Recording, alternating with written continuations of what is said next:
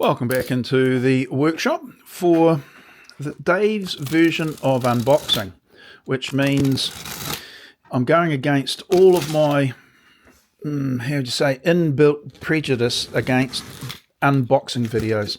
I really do not like them, but I'm going to do that because I've just got this new tool, oh yeah baby, that I've been waiting for not actually all that long. It arrived. Look at that. It arrived pretty quick. So, yeah, the money that was spent buying it was a little bit more than I normally would consider. But I thought, hey, it's a long time dead. Let's buy this router. Right, you can't see a thing, probably, but I should have put it down lower. It's on the workbench there. Bit of foam, bit of box, bit of router. It's a router lift. It is of the type that takes a 65mm or 107mm diameter router. So it's got the adapter ring. Yes, it has. So that's a good thing. Tell you what, I'll put you down for a moment. And you can see my better side.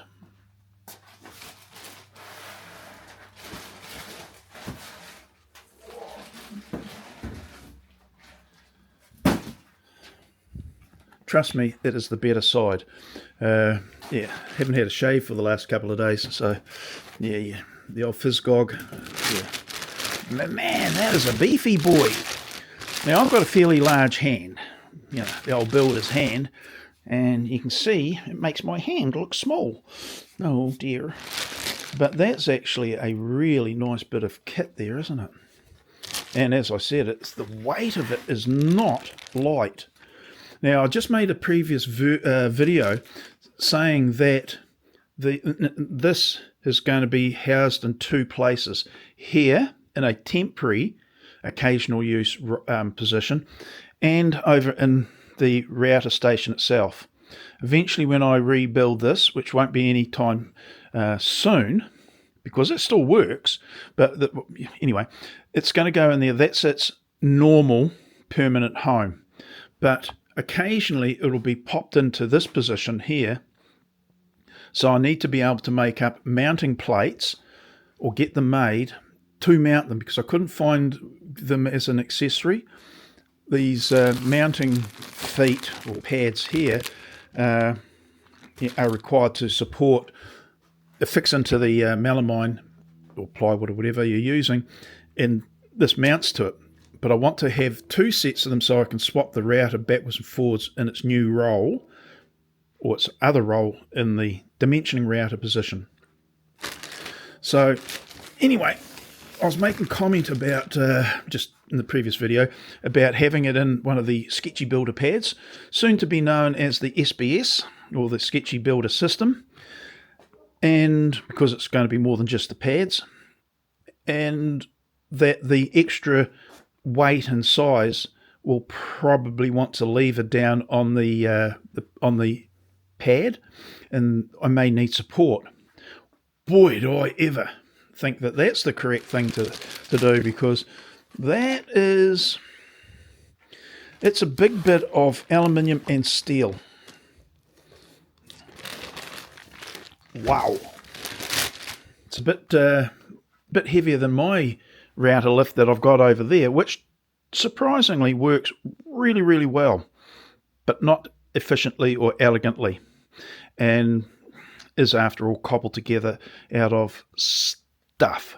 And it does work. I can lift and lower the router in fractions of a millimeter.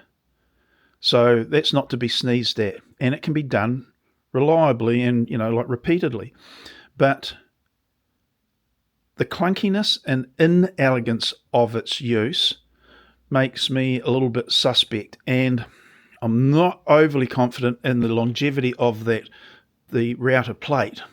It's actually a plastic or Bakelite plate, and I've already broken it when I was mounting it the very first time. And just trying to secure it down, which didn't really have a securing system, not a good one at least, cracked the corner off. And I'm going, yeah, well, you don't want to know what I thought or said. But I said, golly gee whiz, how inconvenient. That's exactly the words I used. Trust me, I will never lie to you. But that it's not like an industry standard, or at the better end, the upper or top end will always be steel or aluminium. And that's not adequate. Does a job. Yep, all of those things. For most part, it might work, but I was a bit annoyed. It led me to this, and the decision to get this came quite quickly, and I just thought, to heck with it, grab it, you won't be disappointed. So, I can just see that move. Oh, that's lovely. Anyway, it's not an unboxing thing.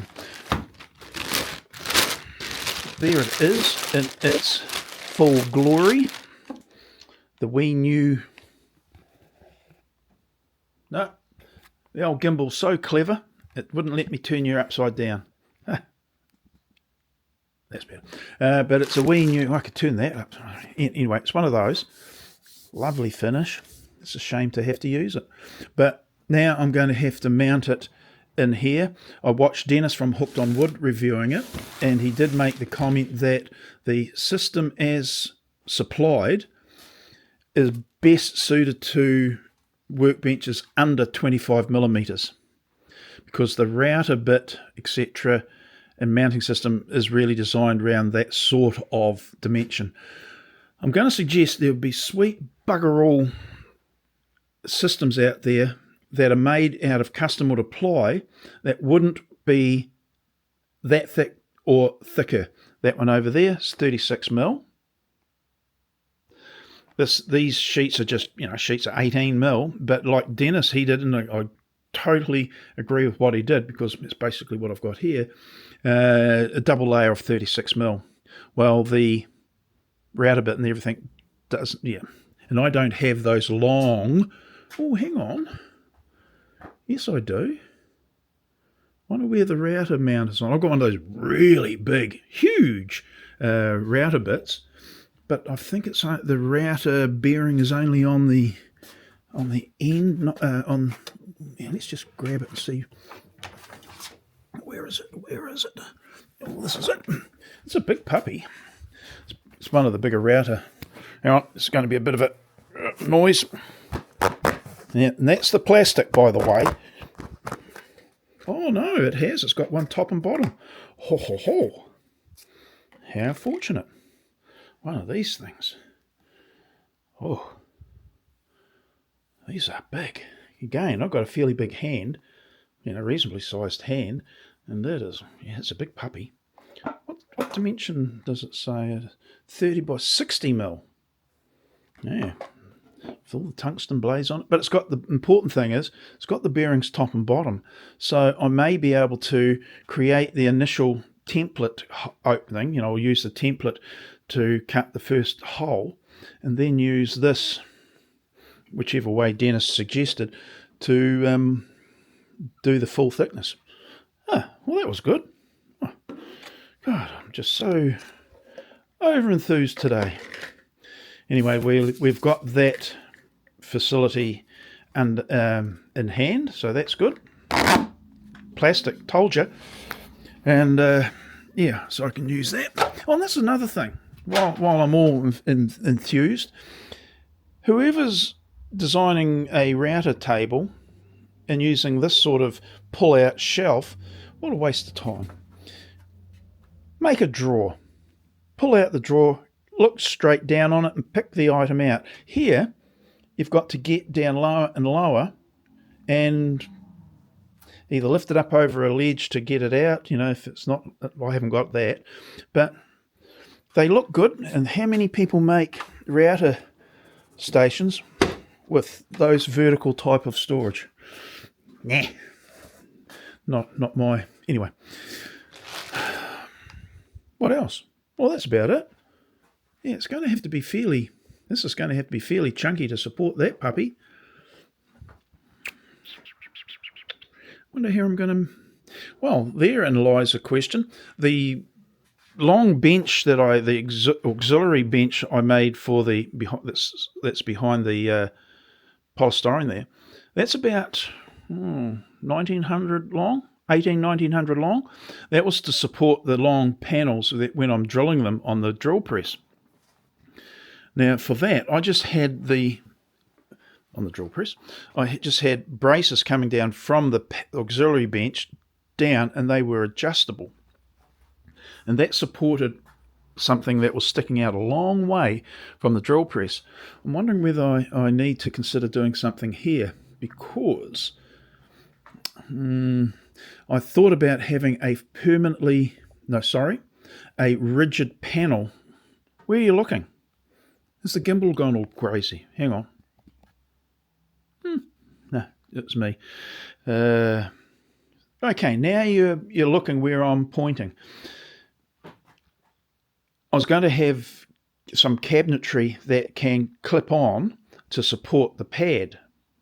I'm wondering now whether I have a semi-permanent wing that can fold out. So it would fold out one way, fold out the other to support the pad, and maybe have adjustments on the top of the pad to wind it, the pad up and down slightly.